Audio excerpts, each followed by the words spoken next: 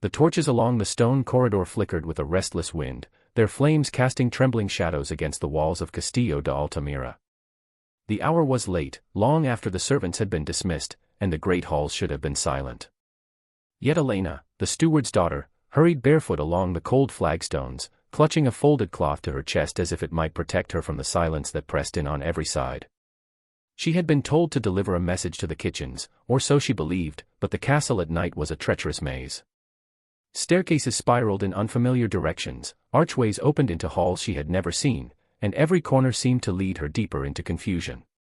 Her lantern sputtered with each gust of air that whispered through the stone, threatening to abandon her entirely. The more she walked, the more it felt as though the castle had been built to ensnare her, to remind her of her place within its walls, small, lost, and insignificant. Her breath came quick and shallow as she turned down a narrow corridor she did not recognize. Here the doors were unlike those of the servant quarters or kitchens, tall, carved from heavy oak, and etched with the proud crest of Altamira's noble line. She hesitated, her heart pounding. This was not her world. To walk these halls was to trespass against centuries of tradition. And then came the sound. A step, heavy and deliberate, echoing behind her. The measured tread of a guard. Elena's panic surged. If she were discovered wandering where she did not belong, questions would follow. Questions she could not answer. Her hand fumbled for the nearest handle, and without thought she pushed the door open and slipped inside. The chamber swallowed her. It was vast, lined with shelves of books and lit by a single fire in the hearth. The air was thick with the scent of parchment, leather, and candle wax, a fragrance both heavy and intimate. The windows were veiled by heavy drapes, keeping the world beyond hidden. She pressed her back against the door, willing her breath to steady, her pulse hammering in her ears. And then she realized she was not alone. A man sat by the fire, his broad shoulders outlined by the glow, his coat of velvet catching the faint light. His boots were polished, his bearing unmistakably noble. His hair, dark as the night beyond the drapes, bore the faintest trace of silver, not old, but touched by sorrow. He did not move at once, only lifted his gaze from the flames to her. Eyes met hers. Not anger. Not shock. But loneliness. "You should not be here," he said softly, his voice low and steady, carrying the weight of command that could summon armies yet now sounded more like a lament. Elena's lips parted, but no sound emerged. She dropped into a hurried curtsy, clutching the folded cloth against her chest as if it might shield her. "Forgive me, my lord. I lost my way." The man rose, and in that instant recognition struck her like a blow. Count Rafael de Altamira. The master of the castle. The man whose very name sent noblemen stiff with respect and noble women into wistful sighs. The widower whose tragedies were spoken of only in whispers, wife and son buried within a year, leaving him to walk among shadows. Elena's knees threatened to give beneath her. Punishment seemed inevitable. Yet Raphael did not summon a guard or dismiss her with scorn. He moved closer, each step measured, deliberate, as though he were approaching something fragile. "You are the steward's girl," he said, though it was no question. "Elena, is it not?" Her throat tightened. How could he know her name? She nodded, unable to speak. His eyes softened, though his voice did not. "You walk these halls as though they belong to you. Few servants would dare such boldness." "I meant no boldness, my lord," she whispered, her head bowed low. "Only a mistake." Silence stretched between them, filled only by the crackling of the fire. Yet when she dared to raise her eyes, she found his gaze still fixed upon her. Not with the indifference of a master to a servant, but with a searching intensity, as though he looked through her, past every veil of class and custom, into some place she did not even know within herself. The weight of it was unbearable, yet intoxicating. She could not hold it long, yet neither could she turn away. At last he stepped back, breaking the spell. His voice, when it came again, was quiet. "You should return before you are missed." Elena lowered her head in another curtsy, the folded cloth clutched so tightly her knuckles ached. She did not breathe until she was back in the corridor, the heavy door closed behind her. The guard was gone, the silence deeper than before. Her feet carried her toward the servants' quarters, though her mind was elsewhere. She had entered that chamber a trembling girl and left it still outwardly unchanged. Yet inside her, something had shifted. She carried now the memory of the Count's eyes that had not looked upon a servant, but into her, as though he had glimpsed something lost to him long ago. She could not name what had passed between them. A mistake, she had called it. Yet it had not felt like one. It had felt inevitable. And from that moment, though she did not yet understand it, her fate was sealed. Days passed, and though Elena bent her head to her work, she could not escape the memory. It clung to her like a secret perfume, haunting her every breath. When she carried linens through the echoing corridors, when she swept the dust from the stone steps, when she lit the lamps at dusk and watched their flames spread trembling light, she felt it, the weight of unseen eyes upon her. Sometimes she told herself it was only her imagination, a foolish girl's heart caught in fantasy. Yet then she would glance up, and there he would be, still as a statue upon the balcony above, watching her with a silence so heavy it made her chest ache. The servants whispered among themselves, not blind to the presence that lingered. They noticed how the Count lingered near the gardens when Elena carried water from the well, how his steps echoed a moment too long in the library when she dusted the shelves. Their words were not cruel, but heavy with warning, like bells tolling for a storm. "You should be careful," murmured Marisol, the cook's daughter, her round face tight with worry. "A nobleman's gaze is dangerous for a girl like you." Elena smiled faintly, but the smile held no ease. For it was not danger she felt when his eyes followed her.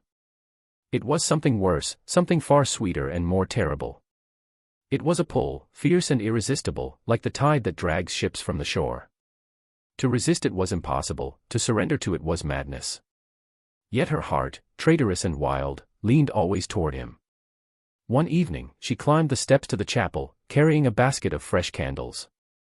The colored glass windows cast fractured patterns upon the floor, saints and martyrs broken into shards of light. She knelt to place the candles one by one upon the altar, her hands trembling from the long day, when she heard it, the steady tread of boots on stone. Her back stiffened, though she already knew who it was before she turned. Count Raphael stood in the shadows, his face cut by the stained glass light. The reds and golds painted him like a figure from a sacred tale, though there was nothing holy in the way her pulse leapt at the sight of him. "You avoid me," he said, his voice low, almost lost in the hush of the chapel. Her fingers trembled as she set the last candle in its place. She bowed her head, though her heart beat so violently she thought he must surely hear it. "I am but a servant, my lord. It is not my place to stand in your way." His footsteps carried him closer, echoing like the slow toll of a bell. "And yet you did," he murmured, and his words drew her gaze unwillingly to his. "That night. You stood in my chamber as though fate itself had led you there."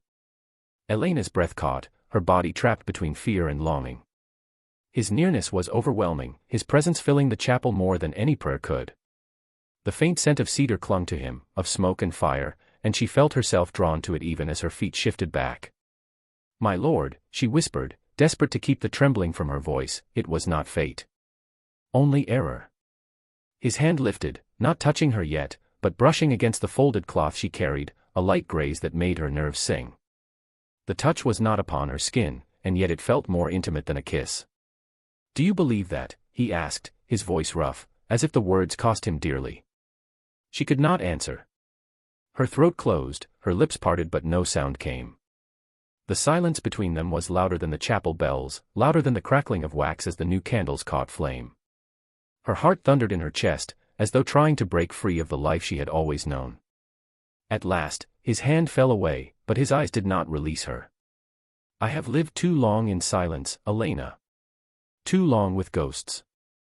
"And then you," his voice broke for a moment, the crack in it more human than anything she had ever heard. "You stumble into my world as though the heavens themselves conspired to send you." The words shook her to her core. They were not words meant for a servant. They were not words meant for anyone at all, save perhaps a wife or a queen. Yet here he stood, a man bound by grief and duty, his heart daring to break its chains and reach for her. Her throat ached with all the words she dared not speak. To love him was impossible, a sin against the order of the world. To deny him was unbearable, a cruelty greater than death. His eyes searched hers, as if pleading for an answer she could not give. Then, as though fearing his own weakness, he turned away, leaving her in the hush of the chapel, her knees weak, her hands pressed against her chest as though to steady the storm within. That night, she returned to her narrow chamber beneath the eaves of the castle, where the roof slanted low and the wind crept through the shutters. She pressed her palms to her face, as if she might hide from her own heart. The shadows in the corners seemed to whisper of consequences. She knew well what it would mean if such a bond were ever discovered. A count could not love a servant. Not without scandal, not without ruin. And yet, the thought of never seeing those eyes upon her again was more unbearable than ruin itself. Sleep eluded her. She lay awake, listening to the wind scrape across the stones, her mind playing over every word, every glance. She told herself to forget him, to bury this dangerous fire before it consumed her. But the memory of his voice, rough with longing, would not release her. She closed her eyes and saw his face painted by the stained glass light, saw the loneliness etched into his features, and in that loneliness she recognized her own. By dawn, she had resolved to carry on as though nothing had changed. To walk through the castle halls with her head lowered, to serve in silence, to swallow the ache within her chest. But when the day came, and she lifted her eyes just once across the courtyard, she found him there upon the balcony again. Their gazes met, and the world itself seemed to pause. In that single heartbeat, Elena knew her resolve was ash. Whatever she had thought to bury had already taken root, deep and unyielding.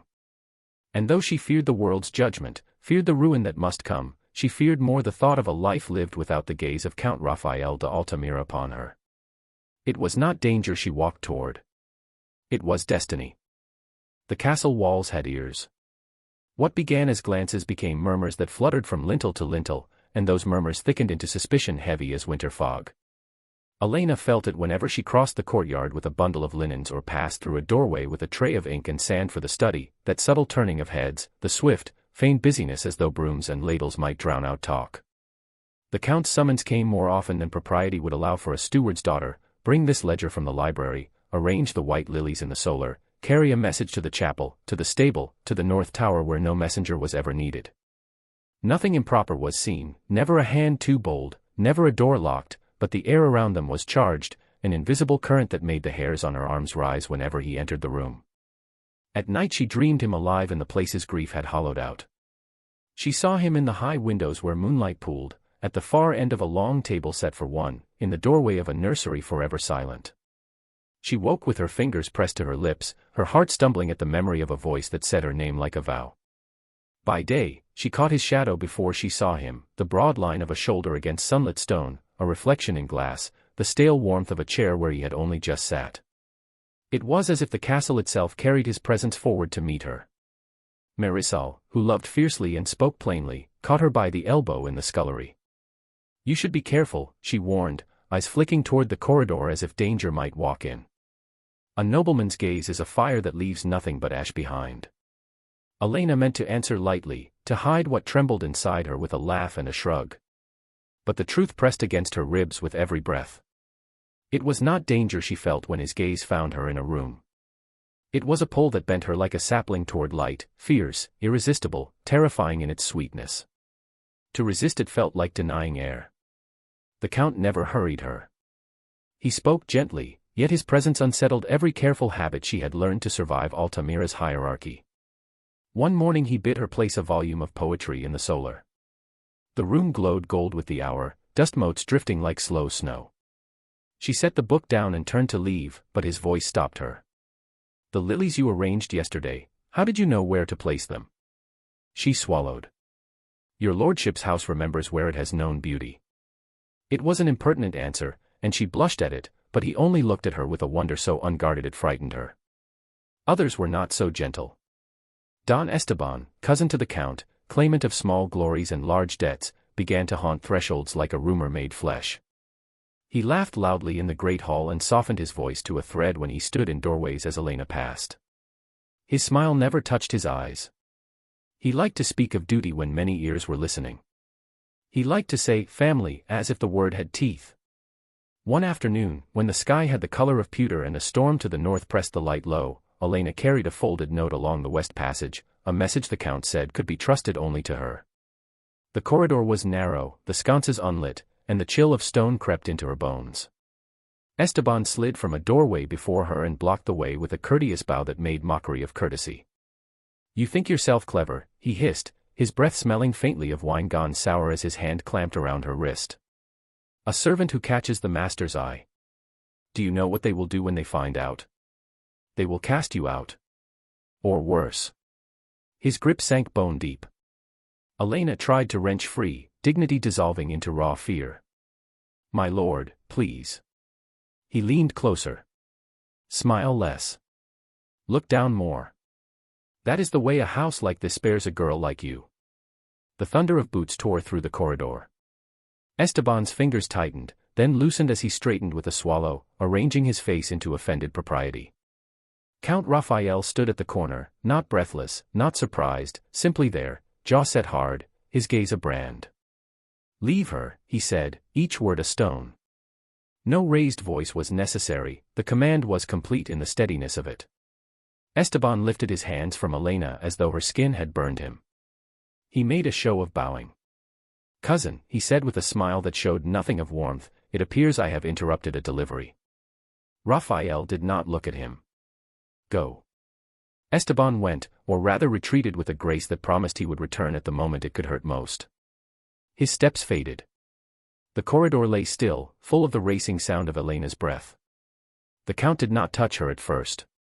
His hand hovered, then drew back, then hovered again as if fighting himself. Did he hurt you? The question was gentle but rang with something dangerous. Elena shook her head, though the print of Esteban's hand throbbed beneath her skin. She realized she still held the note and offered it with a trembling arm. Raphael did not take it. His eyes flicked to the reddening mark on her wrist and darkened like a sky before storm break. When he spoke again, his voice had roughened, the words dragged through a place that had learned silence too well. If the world knew what I felt, they would tear it from me. They would tear you from me. He swallowed, and the muscles in his throat worked as if every word cut him. Yet I cannot unsee you, Elena. I cannot unfeel this torment. Air left her lungs in a soundless gasp. The corridor tilted. She braced her shoulder against the stone and found it cold as a wake. And if they did, she whispered, and the question came from the bravest part of her, the part that had survived a life of being looked through. If they tore me away. He reached for her hand then, finally, and their fingers met as if they had been meant to discover each other's shape all along. The contact was light, no more than entwined knuckles and the warm press of palm to palm, but it unraveled her completely. Then I would burn the castle itself to keep you by my side. The words shocked them both. They stood inside the aftermath, listening to the echo of a promise that could not be recalled. The sconces crackled, though no flame burned in them. The old stones listened, and Elena knew, because the walls had ears, that what had just been spoken would not rest quietly. He released her as footsteps approached from the far end of the hall. Two chambermaids turned the corner with a basket between them. They faltered at the sight and dipped clumsy curtsies, eyes round with questions that would be words by sundown. Raphael stepped aside, his expression composed again, yet not a mask, never a mask with her now. When the corridor cleared, he took the folded note from her hands, allowing his fingers to graze her skin as if an apology and benediction at once. Come, he said softly. Take the south stairs. They creak less. His mouth shaped a wry smile, a private knowledge passed like a coin. And Elena? She stopped, not trusting her voice. Do not walk alone where shadows wait. It was a command, but the plea beneath it made her heart ache. After he left, she stood very still and tried to gather herself back into the shape the world permitted her. The castle would not allow it. It carried forward what it had overheard, trading it room to room.